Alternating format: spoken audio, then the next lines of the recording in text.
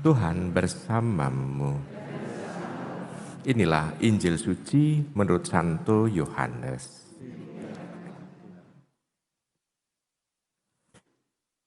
Menjelang akhir hidupnya, Yesus berkata kepada murid-muridnya, "Jikalau biji gandum tidak jatuh ke dalam tanah dan mati, ia tetap satu biji saja. Tetapi jika mati, ia akan menghasilkan banyak buah. Barang siapa mencintai nyawanya, ia akan kehilangan nyawanya. Tetapi barang siapa tidak mencintai nyawanya di dunia ini, ia akan memeliharanya untuk hidup yang kekal.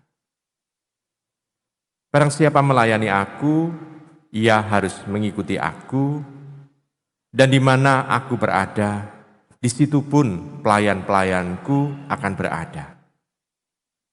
Barang siapa melayani aku, ia akan dihormati Bapa." Demikianlah sabda Tuhan. Ibu, Bapak, saudara-saudari yang terkasih dalam Yesus Tuhan, pada bacaan ini sebetulnya Tuhan lebih, kalau dalam perayaan Santo Laurentius, lebih menekankan soal pelayanan. Dan pelayanannya adalah pelayanan konkret yang nyata bisa dirasakan oleh orang yang dilayani, dan sekaligus juga di situ suatu ungkapan bahwa orang melayani, orang-orang yang dilayani itu adalah melayani Tuhan sendiri yang dilihat ada dalam orang yang dilayani itu. Orang yang dilayani berarti orang itu membutuhkan pelayanan karena ketidakmampuan orang itu dalam melakukan kehidupan yang normal seperti yang kita alami. Bukan berarti melayani orang yang sebetulnya mempunyai kemampuan. Kalau melayani orang yang mempunyai kemampuan, berarti ada motivasi tersembunyi dalam diri orang yang melayani itu. Karena kemampuan orang yang dilayani itu, kemampuannya bisa juga soal harta, bisa juga soal istilahnya kekuasaan, bisa juga soal yang lain-lain. Jadi kalau itu kita layani, justru kita melayani itu berarti tampak bahwa ada motivasi tersembunyi dari diri kita pada saat melayani orang tersebut. Tetapi kalau yang dilakukan oleh Laurentius, melayani mereka yang membutuhkan karena ketidakmampuan dia untuk hidup normal dan bermartabat, maka di sana dia bisa melihat bahwa dia melayani Kristus yang ada dalam diri orang itu. Dan tidak ada motivasi tersembunyi kecuali hanya mau melayani Kristus itu. Nah, Ibu, Bapak, saudara-saudari yang terkasih dalam Tuhan. Tapi untuk zaman kita sekarang, melayani yang kecil ini justru seringkali bisa disalahgunakan. Motivasinya memang istilahnya yang dilihat adalah adalah melayani mereka yang kecil. Tetapi ada banyak orang menggunakan pelayanan untuk orang yang kecil ini justru diekspos di masyarakat dengan medsos, sehingga bantuan untuk orang yang dilayani yang kecil ini melalui dirinya, tetapi di stop bantuan itu untuk dirinya dan dia menyalurkan hanya seberapa untuk orang-orang yang membutuhkan. Maka ini juga berarti kita harus hati-hati dalam kita membantu dan pelayanan kepada orang lain pula. Melayani yang benar adalah kalau kita sampai kepada orang yang membutuhkan itu. Ibu, Bapak, saudara-saudara terkasih dalam Tuhan, justru kita seringkali tertipu dengan banyak hal. Kan ada sekarang semacam juga kotak-kotak untuk sumbangan misalnya untuk orang miskin segala macam di tempat-tempat yang umum. Nah, pernah satu kali kan disinyalir bahwa ini justru kotak-kotak ini adalah pengumpulan dana, tetapi bukan mau disalurkan seperti yang tertulis di situ, tetapi justru untuk membiayai mereka yang menjadi teroris. Ibu, Bapak, saudara-saudara kasih dalam Tuhan. Maka belas kasih orang ini yang dipermainkan oleh banyak orang. Berarti kita bisa melihat di Indonesia ini, di negara kita ini, aspek untuk membantu orang lain ini tinggi. Termasuk di paroki kita juga aspek membantu paroki lain atau membantu orang lain itu juga tinggi. Dibuktikan dengan pada saat pandemi kemarin. Baksos yang kita lakukan itu kan berkali-kali. Berarti tampak bahwa dalam kehidupan kita untuk membantu mereka yang membutuhkan itu bukan lagi sesuatu yang asing untuk kita lakukan. Tetapi sudah biasa kita lakukan. Hanya sekarang kewaspadaan dan kehati-hatian kita dalam melayani itu supaya apa yang ada dalam diri kita ini, ketulusan ini tidak disalahgunakan oleh orang lain. Nah, Ibu Bapak, saudara-saudara terkasih dalam Tuhan.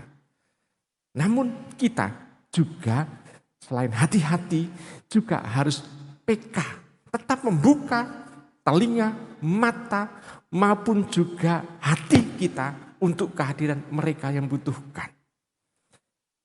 Tadi selain hati-hati, selain supaya tidak disalahgunakan, kita juga membuka juga hati kita untuk mereka.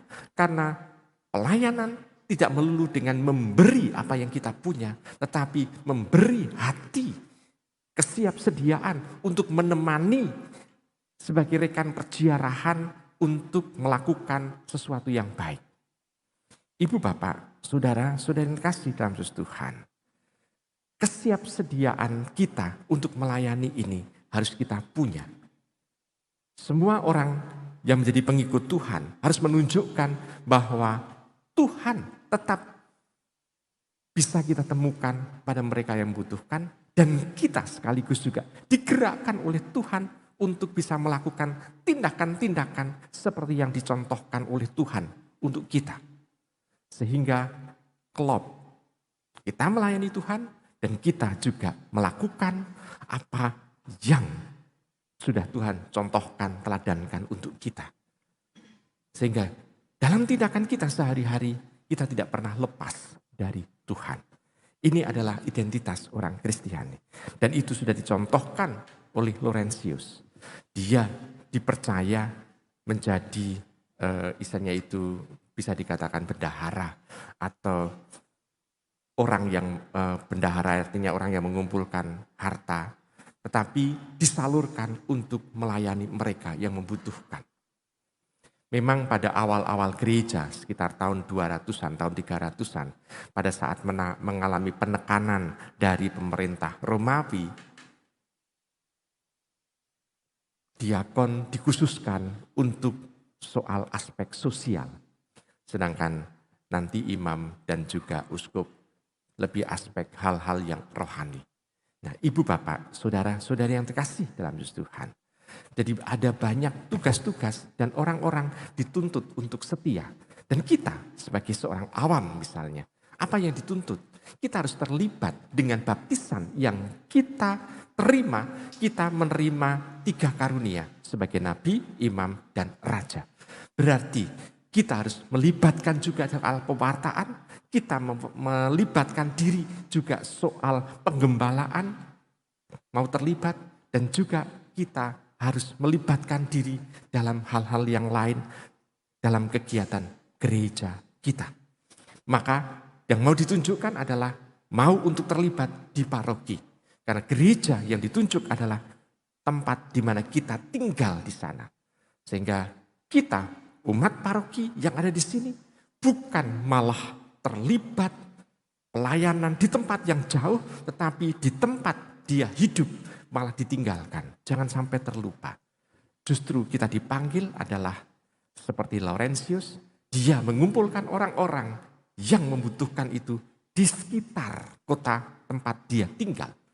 Sedangkan kita dipanggil juga untuk terlibat lebih-lebih di paroki kita sendiri sebelum kita melayani di tempat yang jauh. Maka yang dekat jangan sampai terlupakan. Karena ada kecenderungan zaman-zaman modern ini, itu yang jauh menjadi yang dekat menjadi yang jauh. Penggunaan media sosial atau HP atau gadget itu kan membuat yang jauh menjadi dekat, tetapi yang dekat seringkali jauh gitu ya. Ibu bapak tahu contohnya. Tol, jalan tol juga demikian. Sebelah kiri tol dan sebelah kanan tol itu tidak bisa berhubungan. Misalnya rumah petaninya di sebelah kiri tol, lalu sawahnya di sebelah kanan tol, nek arep macul dadak mubeng adoh banget gitu ya. Nah, di sini kita bisa melihat ada sesuatu. Zaman modern mempunyai kecenderungan seperti itu. Nah, ini jangan sampai pengaruh itu ada dalam diri kita. Justru kita harus terlibat di tempat yang dekat terlebih dahulu, baru kalau kita mempunyai waktu dan mempunyai kesempatan, kita bisa melayani yang jauh pula. Maka apa yang di depan mata kita harus kita perhatikan lebih dalam lagi. Selamat merenungkan.